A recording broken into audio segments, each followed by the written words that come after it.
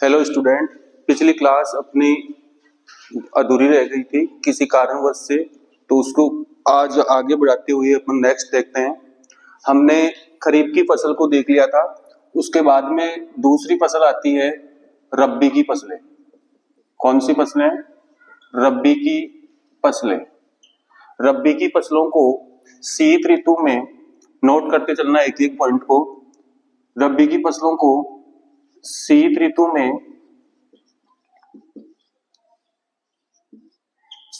में अक्टूबर से नवंबर के मध्य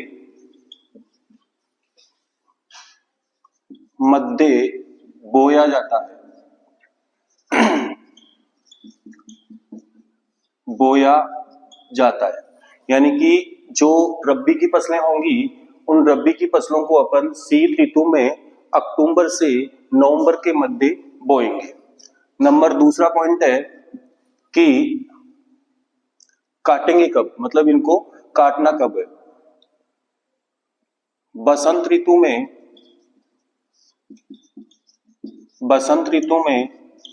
मार्च से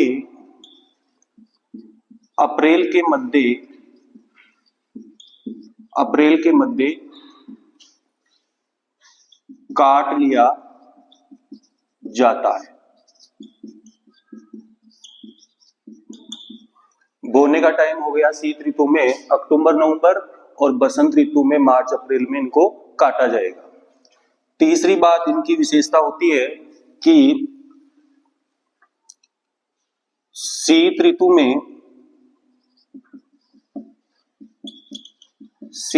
में पश्चिमी विक्षोभों से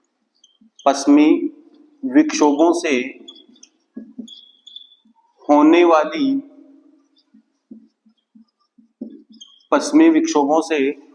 वाली वर्षा इनके लिए बहुत लाभदायक होती है।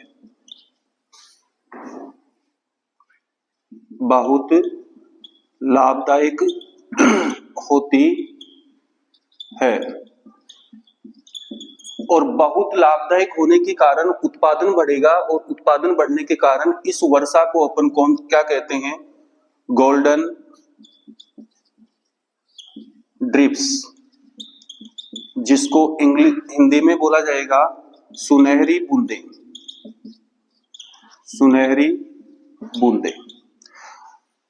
अब राजस्थान में जो शीत ऋतु में पश्चिमी विक्षोभों से वर्षा होगी, यानी कि ये तो अपन पूरी बात कर रहे हैं पूरे भारत की, लेकिन राजस्थान में जब पश्चिमी विक्षोभों से शीत ऋतु में वर्षा होती है उसको क्या कहा जाएगा? उसको मावट कहा जाएगा। ये प्रश्न 2023 में पूछा गया था कि मावट क्या है, तो मावट का आंसर होगा कि राजस्थान में शीत ऋतु में पश्चिमी विक्षोभों से होने वाली वर्षा को मावट कहा जाता है। अब देखते हैं कि रब्बी की फसलों में कौन कौन सी फसलों को शामिल किया जाता है। सबसे पहले आएगी खाद्यान्न फसलें। कौन सी? खाद्यान्न फसलें। इसमें आएगा गेहूं और जौ। नंबर 2 तिलहन फसलें। इसमें आएगी सरसों और राई। इसके बाद में तीसरी होगी दलहन फसलें। इसमें आएगी मटर, मसूर और एक होगा चना। इसके बाद में रब्बी की फसलों में शीत ऋतु में कुछ सब्जियों को भी बोया जाता है। जो सब्जियां हैं गोभी,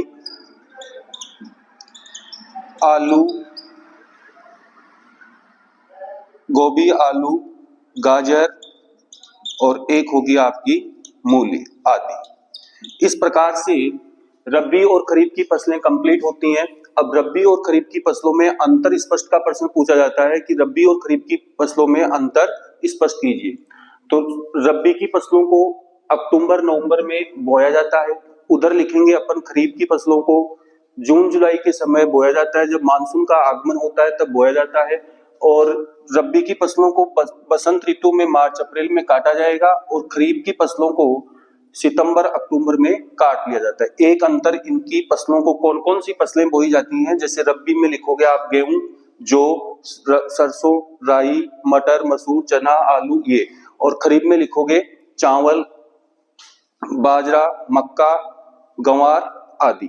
तो इस प्रकार से अपन इनमें तीन अंतर स्पष्ट कर सकते हैं।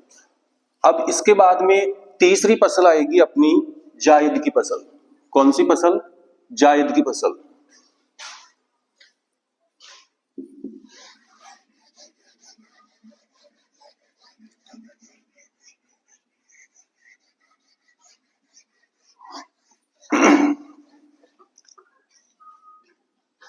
जायद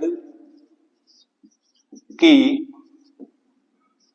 फसलें, जायद की फसलें देखिए, रबी और खरीफ के बीच, रबी और खरीफ के बीच, बीच का मतलब हो गया कि मार्च से जून के मध्य, मार्च से जून के मध्य जो फसलें बोई जाती हैं, मार्च से जून के मध्य जो फसलें बोई जाती हैं,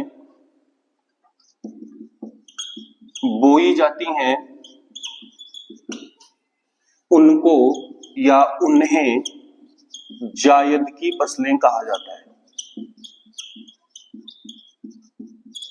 जायद की फसलें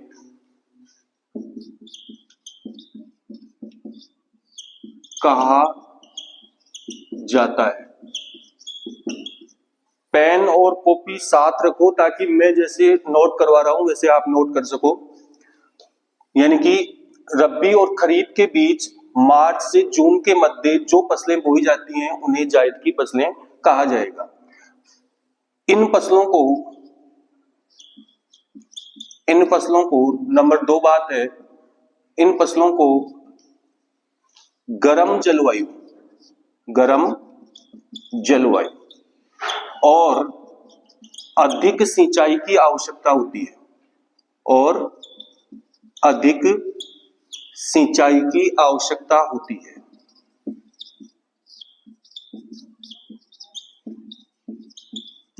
सिंचाई की आवश्यकता होती है।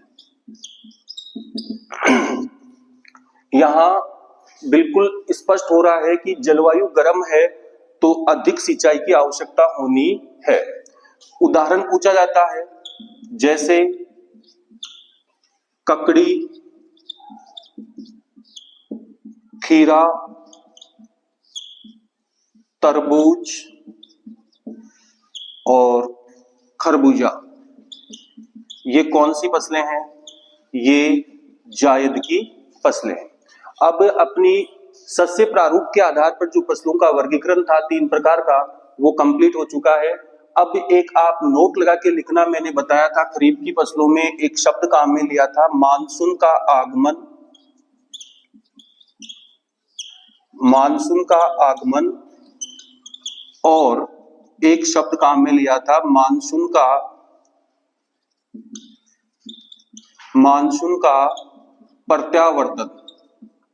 प्रत्यावर्तन या ओब्लिक में लिख लेना, इसका दूसरा नाम होता है निवर्तन। प्रत्यावर्तन को ही क्या बोला जाएगा? निवर्तन। तो इसको नोट लगा के लिखना है कि मानसून का आगमन तो जून जुलाई में होता है जब मानसून आता है, और सबसे पहले भारत में मानसून कहां प्रवेश करता है ये भी प्रश्न पूछा हुआ है। आपका आंसर होगा कौन सा राज्य? केरल राज्य। और केरल राज्य में जैसे ही मानसून प्रवेश करेगा उसके लगभग 1 महीने के भीतर पूरे भारत में मानसून फैल जाता है।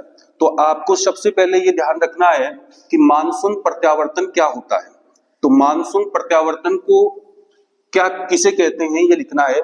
तो इसमें लिख लेना नोट लगा करके, मानसून प्रत्यावर्तन या निवर्तन वह प्रक्रिया है जिसमें दक्षिणी, कौन सी? दक्षिणी पश्चिमी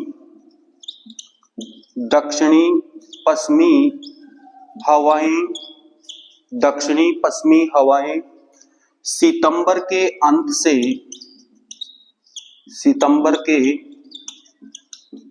से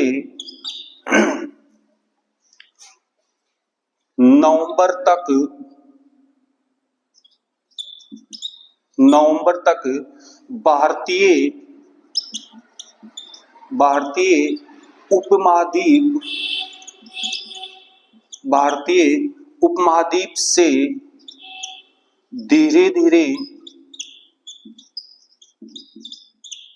धीरे समुद्र का मतलब वापस बंगाल की खाड़ी, कोष्टक में लिख लेना, बंगाल की खाड़ी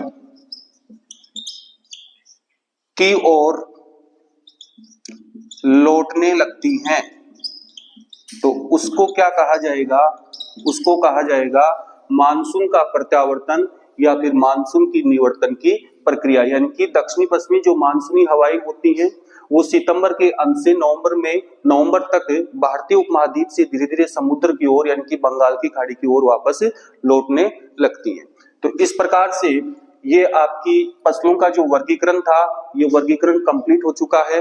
अब अपन भारत में पढ़ेंगे 4 प्रकार की फसलों के बारे में।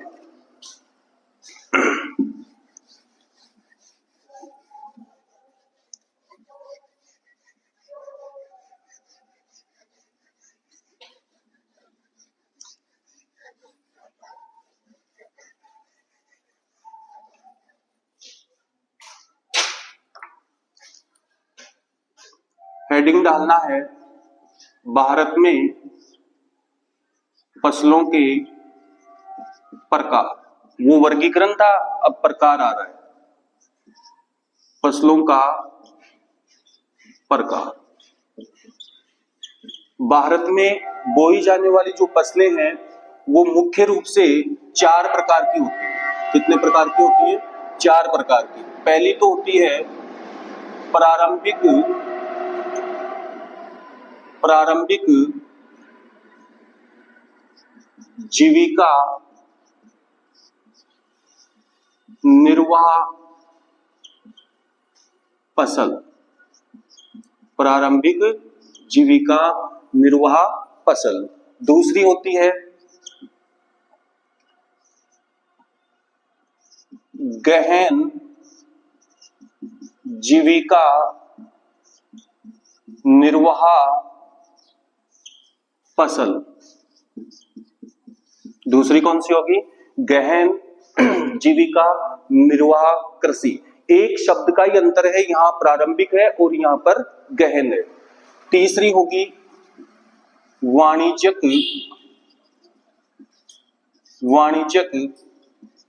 फसलें और चौथी होगी लास्ट में रोपण कृषि।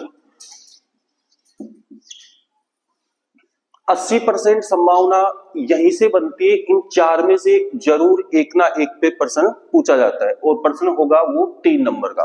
तो इसको मैं एक एक को करके अध्ययन करेंगे और आप कॉपी और पेन साथ में रखो और एक एक के बारे में उतारते चलना। सबसे पहले हेडिंग डाल लेनी है प्रारंभिक जीविका निर्वाह कृषि। प्रारंभिक जीविका निर्वाह कृषि। देखिए, निर्वाह का मतलब होता है जीवन का निर्वहन होना और प्रारंभिक का मतलब केवल और केवल इस फसल को बोने का जो उद्देश्य होगा वो होगा परिवार का भरण पोषण करना। तो सबसे पहले नोट करेंगे आप इस फसल का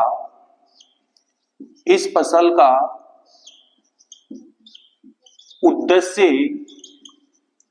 इस फसल का उद्देश्य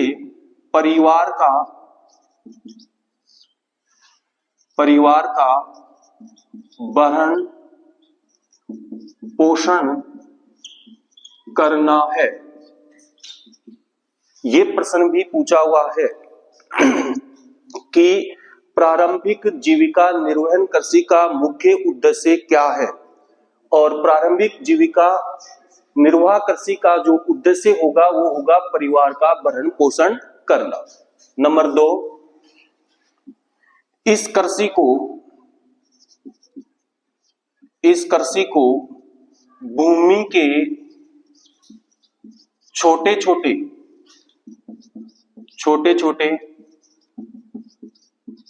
टुकड़ों पर किया जाता है, छोटे छोटे टुकड़ों पर किया जाता है। यानी कि इस लाइन से स्पष्ट हो रहा है कि जो खेतों का आकार होगा वो छोटा होगा, यानी कि भूमि छोटी होगी, खेत छोटे होंगे। नंबर 3, इस कृषि में रासायनिक उर्वरक, उन्नत किस्म के बीज,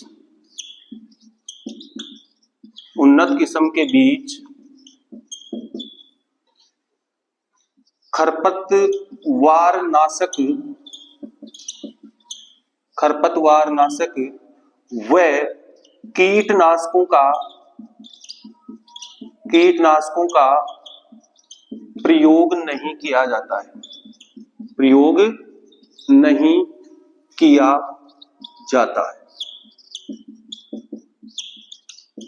अब जब किसी फसल में रासायनिक उर्वरक प्रयोग नहीं होंगे, उन्नत किस्म के बीज प्रयोग नहीं हो रहे हैं, खरपतवार नाशक का प्रयोग नहीं हो रहा है, कीटनाशकों का प्रयोग नहीं हो रहा है, इसका मतलब उत्पादन कम ही होगा।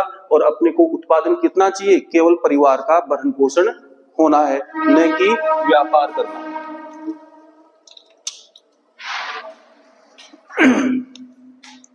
नंबर 4 बात, कृषि जो कार्य होगा, कृषि कार्य परिवार के सदस्यों के द्वारा किया जाता है, परिवार के सदस्यों के द्वारा किया जाता है।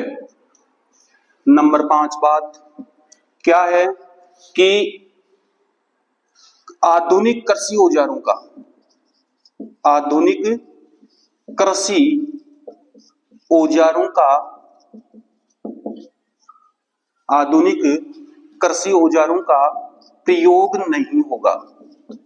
प्रयोग नहीं किया जाएगा। तो कौन से औजारों का प्रयोग किया जाएगा? आधुनिक कृषि औजारों का मतलब कल्टीवेटर, ट्रैक्टर, इनका प्रयोग नहीं होगा। जो पहले बैल वगैरह प्रयोग में आते थे कृषि में, उनका ही प्रयोग किया जाएगा। तो आधुनिक कृषि औजारों का प्रयोग नहीं होगा, इसका मतलब होगा आदिम कृषि औजारों का। आदिम का मतलब होता है पुराना, यानी कि जो पुराने कृषि औजार हैं उनका प्रयोग होगा। आदिम कृषि औजारों का प्रयोग होगा, आदिम कृषि औजारों का प्रयोग होगा। यह है आपकी प्रारंभिक जीविका निर्वहन कृषि।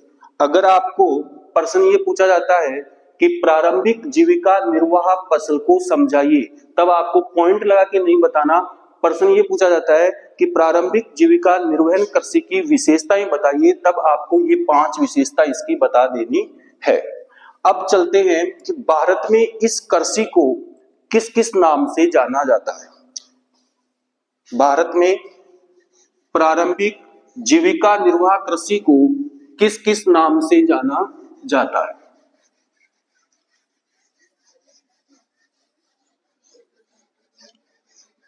यहां से प्रश्न पूछा हुआ है, वस्तुनिष्ठ प्रश्न पूछा हुआ है। भारत के उत्तरी पूर्वी राज्य, भारत के उत्तरी पूर्वी राज्य, भारत के उत्तरी पूर्वी राज्य, और उत्तरी पूर्वी राज्यों में आता है असम, मेघालय, त्रिपुरा, नागालैंड, और एक होगा मिजोरम। यानी कि भारत के उत्तरी पूर्वी राज्यों में असम, मेघालय, त्रिपुरा, नागालैंड और मिजोरम, इनमें इसको कहा जाएगा जुहुम। कौन सी कृषि? जुहुम कृषि कहा जाता है इसके। अब यहाँ प्रश्न ये पूछा हुआ है कि असम में प्रारंभिक जीविका निर्वहन कृषि को किस नाम से जाना जाता है, तो आंसर होगा आपका जुहुम। ये पूछ ले मेघालय में किस नाम से जाना जाता है, जुहुम। त्रिपुरा में क्या जाता है, जुहुम। नागालैंड में किस नाम से जाना जाता है, जुहुम। और मिजोरम में भी क्या होगा, जुहुम। यानी कि उत्तरी पूर्वी जो 5 राज्य हैं उनमें इसको जुहुम के नाम से जाना जाएगा। फिर मणिपुर, मणिपुर में इसको क्या कहा जाता है, पालमू कहा जाता है। मणिपुर में क्या कहेंगे, पालमू। फिर इसके बाद में एक राज्य आता है, कौन सा राज्य, छत्तीसगढ़ व अंडमान निकोबार।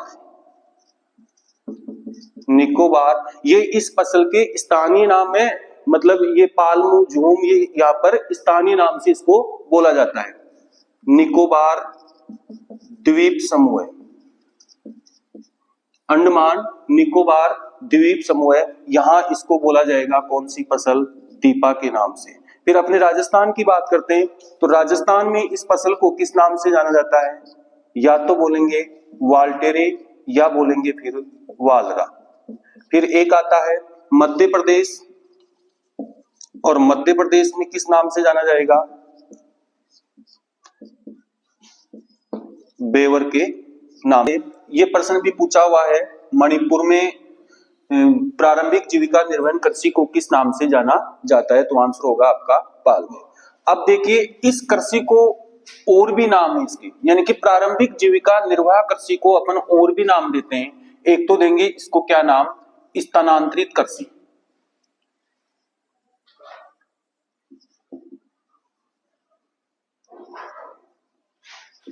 स्थानांतरित कृषि। और एक नाम देंगे इसको कर्तन दहन प्रणाली कृषि। कर्तन दहन प्रणाली कृषि। कर्तन का मतलब होता है काटना, और दहन का मतलब होता है उसे जलाना। अब सुनो, जैसे मान लीजिए कोई ये खेत है या कोई जंगल वगैरह है, इसमें विभिन्न प्रकार के क्या हैं, घास फूस है, ये घास फूस मतलब उगा हुआ है, छोटे और छोटे पेड़ भी, बड़े पेड़ नहीं, छोटे पेड़ के, और घास फूस यानी कि छोटी वनस्पति होगी। इसको सबसे पहले क्या करेंगे, काटेंगे। क्या करेंगे, काटेंगे, और फिर इसी को क्या कर देंगे, जला देंगे।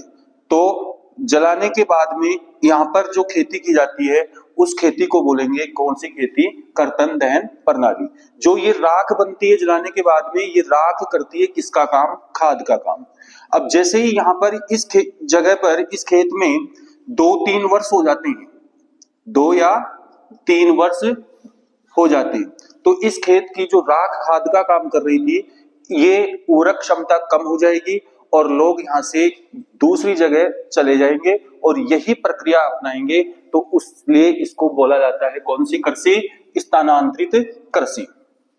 आज की क्लास इतनी है, फिर उसके नेक्स्ट वीडियो में अपन देखेंगे कि इसी फसल के 3 प्रकार और बच गए, तो उनके बारे में एक तो पढ़ेंगे अपन गहन जीविका निर्वाह कृषि, और एक पढ़ेंगे वाणिज्यिक कृषि, और एक रोपण कृषि, और फिर इन तीनों की चारों की तुलना करेंगे, इनमें अंतर करेंगे। और इस चैनल को ज्यादा से ज्यादा सब्सक्राइब करो ताकि हमारा भी उल्लास वगैरह बना रहे और आपके लिए रोजाना नए नए वीडियोज मिलते रहेंगे। धन्यवाद।